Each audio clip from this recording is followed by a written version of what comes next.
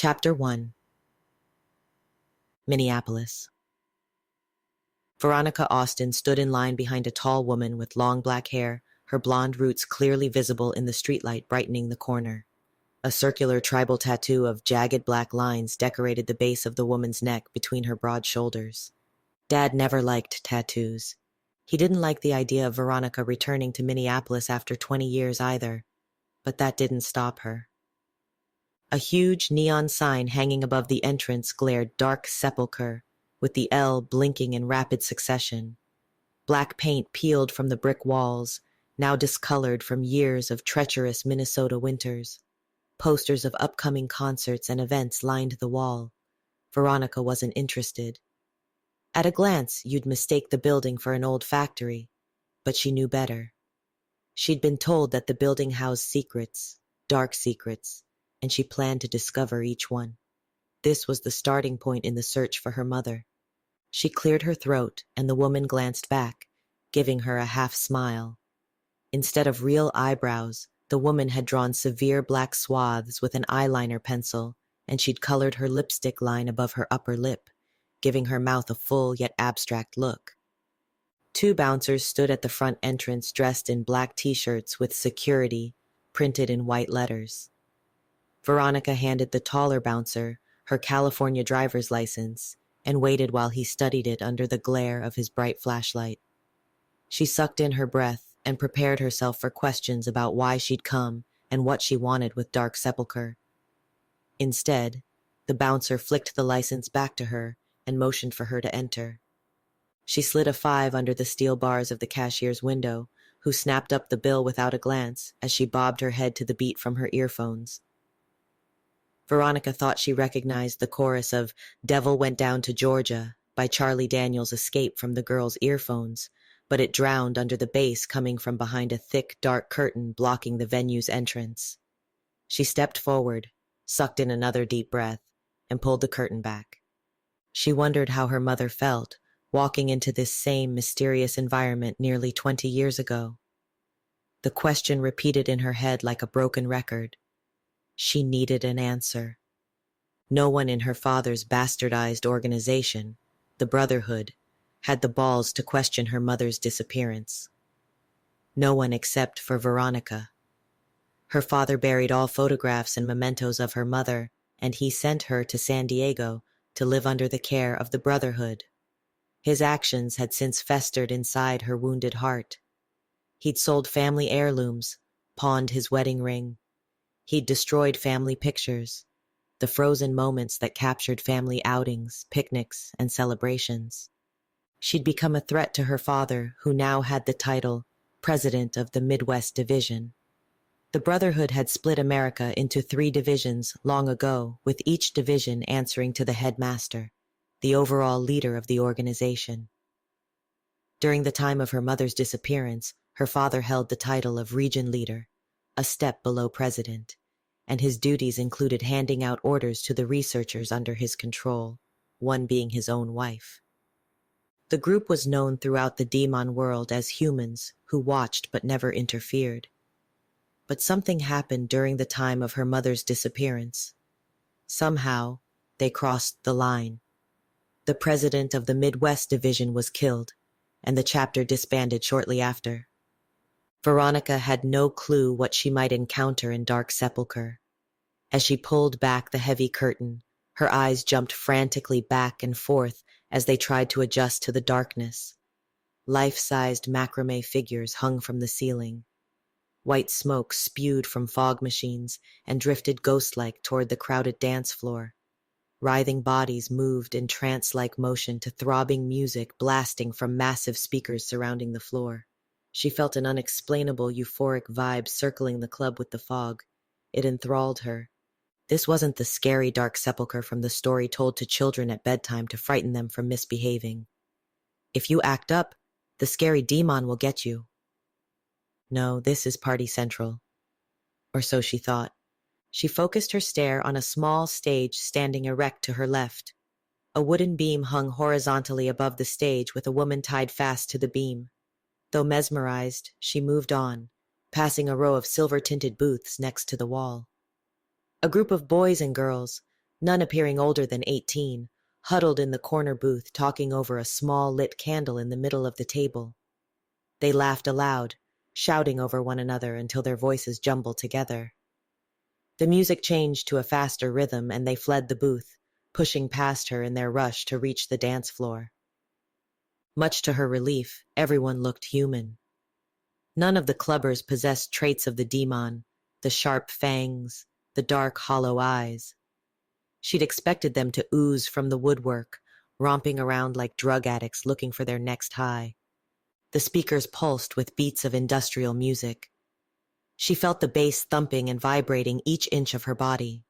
She'd been to raves and dance clubs in San Diego before, but the music had never been this loud. Of course, the Brotherhood had an explanation for the loud music. A vampire quite different from the demon owned Dark Sepulchre. To her, they were one and the same, evil, foul, and wretched, yet they also had differences. While vampires lived off the blood of humans, demon lived off the psychic energy generated by humans in different ways. The fog-filled room, the gyrating bodies, the electrified air, it all combined to assuage her worries. Despite herself, she felt her lips part in a seductive smile. And that's when she saw her first demon. In the writhing crowd, a woman tossed back her head and laughed. She twirled her pale hands above her head as she danced, her long brown hair bouncing around her shoulders. A true professional at mimicking human movements, she'd made a flawless attempt to hide her true identity. The darkness hid the most visible signs, but her razor-edged teeth could not be masked. "She's a demon Ramanga," Veronica whispered into the deafening din. Even as she said the words, she felt her heartbeat pick up its pace. A baby-faced guy dancing with the demon seductively snaked his arms around her tiny waist and ground his pelvis against her. Is he crazy? He had to see those teeth up close and personal. He had to know she could sink them into his tender flesh at any moment. Why didn't he run? These ruthless creatures didn't think twice about killing anyone. They maintained their secrecy by hiding, remaining unknown to the world around them. But here they stood, in a vampire club, doing what they wanted without anyone to tell them otherwise. They walked, talked, danced, and conversed with their human food. Alert to their presence now, she scanned the crowd. Demon, it seemed, popped up everywhere. Many danced in groups, though some danced alone. Others danced with a single partner, human and demon alike. Yet fear didn't exist, except in Veronica's fluttering chest. No one else cared. To her right, a large crowd had gathered at the bar, cheering on a man who chugged a full bottle of vodka. A cadaverous woman with blonde dreadlocks stood behind him, caressing his shoulders with red-tipped fingers. Her formal black dress accentuated svelte curves, and her crimson lips formed a perfect O as she cheered on the drinking man. Even from several yards away, Veronica saw the bright white contrast of the woman's spiky teeth. She turned away, immediately spotting two demon males. They ogled the dancing crowd with lusty eyes as they moved like liquid throughout the club, indifferent of being known and unhindered by any repercussions it might cost them. She felt a gentle tap on her right shoulder and jumped. She whirled around, coming face to face with a young waitress with a tray tucked under her left arm, her right hand perched on a pillar. "You want anything?" she screamed above the music. Veronica only shook her head, startled by the woman's bizarre appearance. She wore a black wife-beater, faded black pants, and her mascara was smeared and smudged. She winked, then turned on her heel and disappeared into the crowd. The music thundered even louder now, and Veronica returned her attention to the dance floor. Two dancers clad in sheer white shirts, micro-minis, and fishnet stockings gyrated on a raised stage in the center of the dance floor, while a horde of men below them clawed at their feet. One of the dancers placed the spiked heel of her knee-high boot against a man's forehead and shoved him backward. Like shamans in a ritual trance, the men and women twirled their hands and moved their hips from side to side. Veronica stared at the performance until the rapidly blinking dance lights caused vertigo to set in. Feeling nauseous, She turned and leaned against the railing that separated the dance floor from the rest of the carpeted venue. She swallowed back bile, resisting the urge to regurgitate the ham and cheese sandwich she'd wolfed down earlier. The tiny hairs on the back of her neck danced. She felt the waitress standing behind her and stiffened. She knew it was vital to hide her thoughts from Deamhan, and she did her best to make her mind a blank slate by imagining a brick wall. It was just one of their various abilities. They couldn't control humans like vampires could with the sounds of their voices. Instead, they forced themselves into a human's brain, scouring it for any information they desired. "You okay?" The waitress tapped her on the shoulder. "You sure you don't want anything?" A bottle of Jack popped into her mind. "Whiskey." "Whiskey?" "Yeah, just whiskey." The waitress twisted her mouth into a wry smile. She headed for the bar. The music changed tempo and volume. A slow song oozed throughout the club. One of the dancers left the stage with a line of men trailing behind her. She stopped just outside the bathroom door, blew a kiss, and entered, closing the door behind her. As if the spell she'd held over them had broken, the men glanced at each other in confusion, then each headed back toward the dance floor. The waitress seemed to appear out of nowhere again, and she placed a shot of whiskey on the table in front of Veronica. She handed her a $5. "Keep the change." "Thanks." She folded the bill between her fingers with one hand and tucked it in her cleavage. "Anything else I can do for you?" "Yeah, how long has this place been open?" Veronica glanced around, feigning awe. The waitress rolled her kohl-rimmed eyes to the ceiling and tapped her chin. "It's been here forever." She shrugged. "It's always packed like this?" She smiled. "Oh yeah, everyone comes here. There's nothing else to do in this boring city. You here by yourself?" "No, I'm with a friend." "Well, have fun. It's a kick-ass club." She waved and walked away.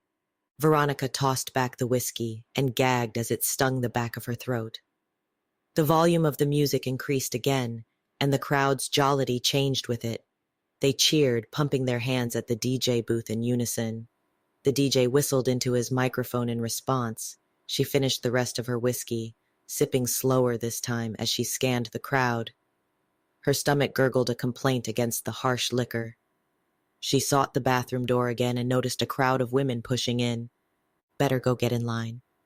She excused herself through the crowd, passing another group of scantily dressed teenagers. She pushed open the bathroom door.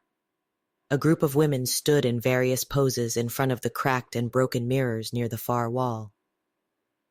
She stepped over the clumps of matted hair and wet crumpled toilet paper on the bathroom's white-tiled floor, noticing the wet garbage lining the sinks and stalls. The toilet in the last stall overflowed, spilling its nasty contents onto the floor. The bathroom's filth contrasted the rest of the club. Dozens of different conversations overlapped one another, and the sound of the running toilet grated Veronica's nerves. A few of the women glanced up, then continued pasting on makeup in blotches of cherry, amber, peach, tan, purple, and black. Not all of them were human. One woman, particularly ghostly, applied a heavy layer of face powder to give her skin a normal hue.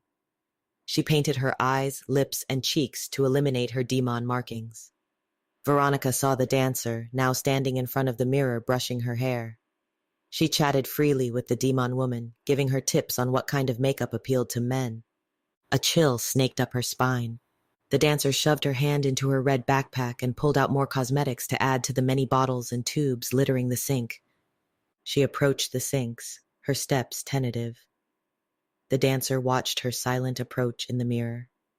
In one swift motion, the female demon scooped her belongings into an oversized handbag and pushed her way out the door.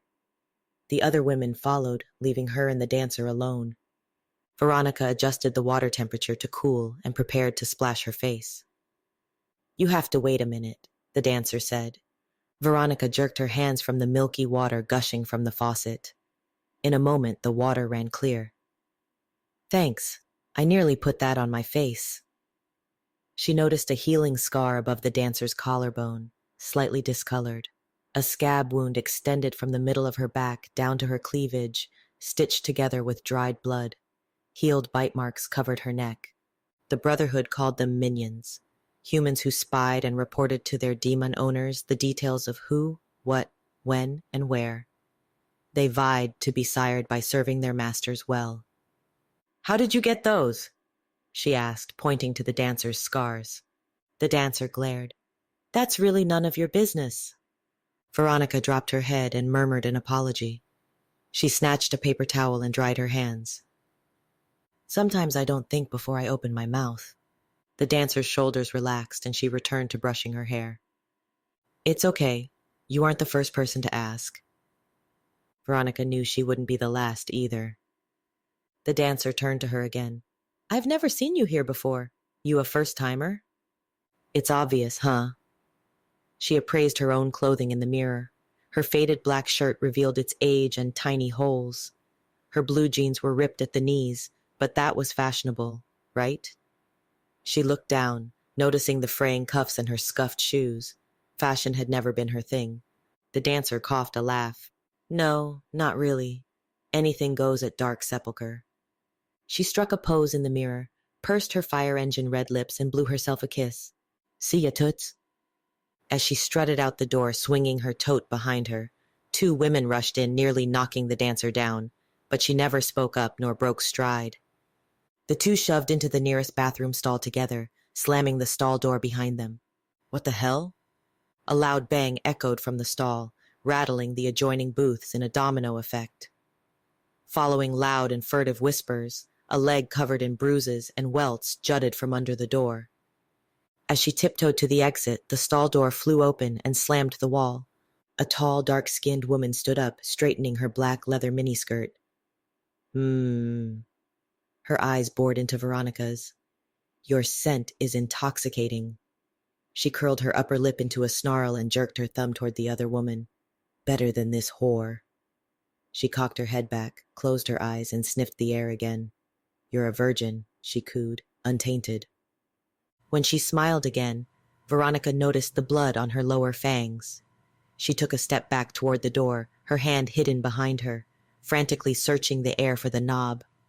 "What's your name, honey?" Her voice felt sensuous in Veronica's ears, and her eyelids felt heavy. She grasped the doorknob, jerked open the door, and fled into the club. "Where are you going, baby?" the throaty voice called behind her. Veronica rushed back to her table, her heart pounding out a cadence in rhythm with her hurried steps. What she learned on her own about the different kinds of demon ran through her mind again now, in an effort to calm herself. They were called demons, hellspawns, and even vampires. Centuries ago, researchers in Ireland finally settled on the name demon due to their licentious behavior. Based on their feeding habits, they then split the demon into the Ramanga, Lamia, Metuspa, and Lugat. Through blood and with sharp teeth, the Ramanga drained every drop of blood from their victims. Being the only demon with retractable fangs, they relied on the psychic energy within the blood to survive. Conceited, the Lamia fed by draining the same energy through the mouths of their victims. They had no need for fangs. All they needed was a viable opening and a willing or non-willing participant.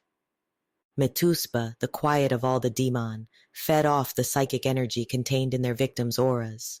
They took what they needed, nothing less and nothing more. Lugat fed off the leftover psychic energy by using their hands. They could feed off of almost anything. Where a person sat, what a person touched. Though all 4 clans differed in feeding habits, they all died the same: beheadings, staking, starvation, and sunlight. "Hey!" The waitress appeared in front of her. "You okay?" Veronica glanced toward the bathroom, afraid she'd be followed. Her chest heaved and beads of sweat collected on her forehead. "I need a drink." "Another whiskey?" She nodded, and the waitress disappeared into the crowd. The pulsating bass emanating from the speakers grew louder and more intense, causing her to rub her temples. Fog machines released a steady stream of mist from above the crowded dance floor, giving the huge room an ethereal atmosphere. The lights dimmed, and she could hardly make out the waitress as she returned, carrying a shot of whiskey. "Here you go." She handed her the drink. Veronica gulped her drink and wiped her mouth with the back of her hand, this time thankful for the sensation of the amber liquid searing her throat.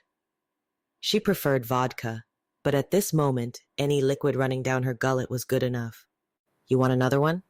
She nodded and the waitress left. Damn, this is harder than I thought it'd be. Her mind raced.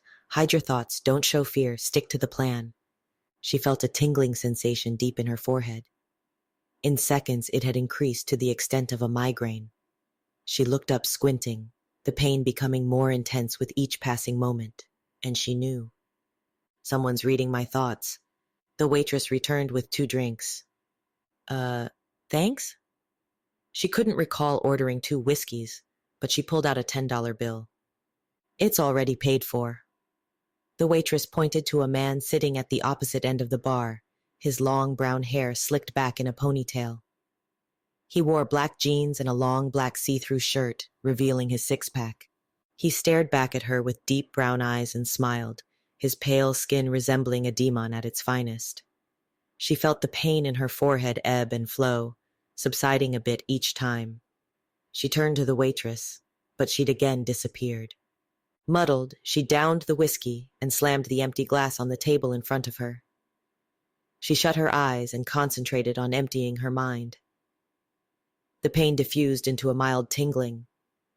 Her eyes opened when a male voice told her to not be afraid. She whipped around, but no one was near. The voice came from within her head. It's okay, the voice said. She looked at the man, who still fixed her in his stare. He slid from his seat and headed her way. She dropped her head and stared at the counter, quickly visualizing the brick wall. Your thoughts stick out. He sat on the empty stool next to her. His penetrating stare caused her head to tingle again, but the tingle stopped as quickly as it started. She'd clouded his attempt to rummage through her mind. Beautiful women like you shouldn't drink whiskey. What a line. His respectful approach did nothing to impress Veronica. The demon were naturally devious. She cupped the whiskey glass and stared into its glowing liquid. The stranger smiled and reached for the glass, grasping it from the rim and placing it in front of him. I'm trying to start a conversation, he prompted. From the corner of her eye, Veronica saw him examine her. His eyes roved her semi-long brunette hair. She tried hard to block her thoughts from him, but the tingle sensation told her she was failing. You should know it turns me on when you do that, he said. She made eye contact for a second, then quickly looked away. He mumbled something, but his voice was too low for her to hear over the blaring speakers. Most of the men in Dark Sepulchre were attractive, but this man was hot. She stole a covert glance from under her eyelashes. Tall, medium build, long, glossy hair. Stop it. Stay off that bandwagon. His full lips broke into a smile. Sorry I intruded on your thoughts, but I gotta admit I like what I see in there.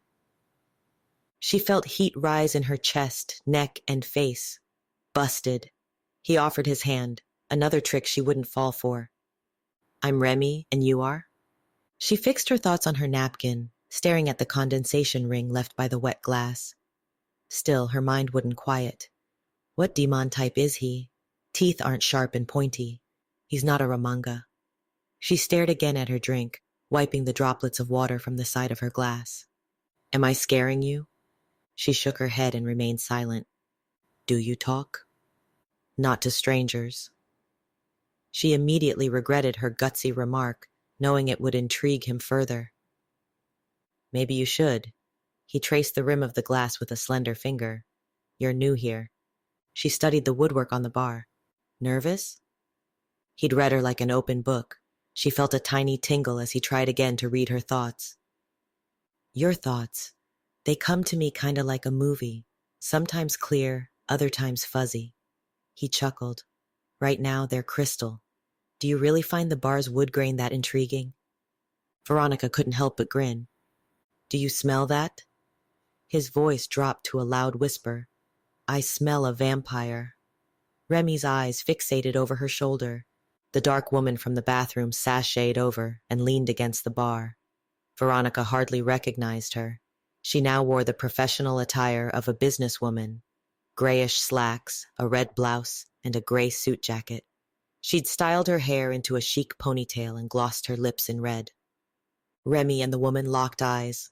Veronica felt a fierce electrical tension emanating from the two and glanced back and forth between them. The woman smirked, and he smiled nonchalantly. "She's mine, Remy," she said.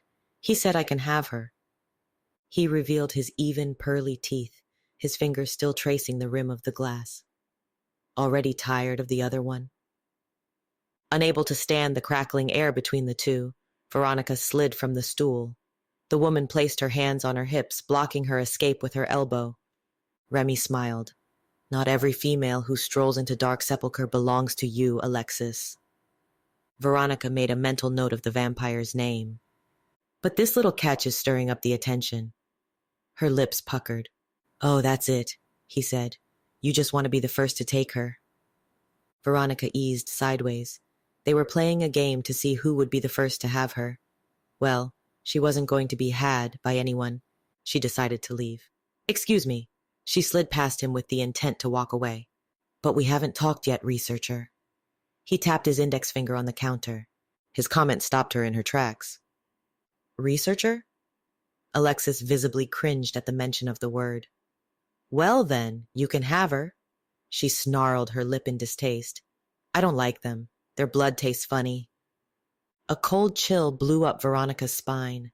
Try as he might, she couldn't allow herself to be associated with the Brotherhood. She was not a researcher.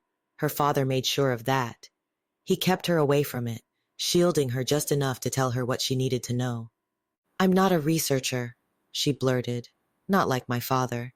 "Then who are you?" Remy asked, fixing her with his penetrating stare. The bad memories of the Brotherhood were fresh in the execrable minds of the vampires and demon alike. She couldn't risk allowing him to peg her with that title, thus immediately blacklisting her in the club and in the city. She buried the important pieces from her memory like names, cities, places, and the reason why she came to Dark Sepulchre from her mind. What is it?" Alexis asked Remy. "What do you see?" He smirked. "A brick wall." "That's why she interests you?" She rolled her eyes. "Because she knows how to hide her thoughts? That should make you want to kill her even more." Now, he said softly. "Let's give Veronica a chance to explain. He knows my name." The tingling sensation in her head returned. This time it hurt. She ran toward the front exit, plowing through the crowd until she made it past the security guards outside. Her heart thumped in her chest, and she drank fresh air in huge gulps. She slowed her pace once she reached the corner. Sloppy. Mom would never have acted like that. As she continued her walk home, thoughts about her father's warning before she left San Diego repeated over and over in her mind. He'd said she wasn't ready to come back to Minneapolis. She had to be. The full moon filled the night sky. She zipped her jacket as the wind picked up. She turned her face to the wind and inhaled, letting the crisp air fill her lungs. Fall was the best time of year in Minnesota. She shoved her hands into her pockets and mounted the steps home.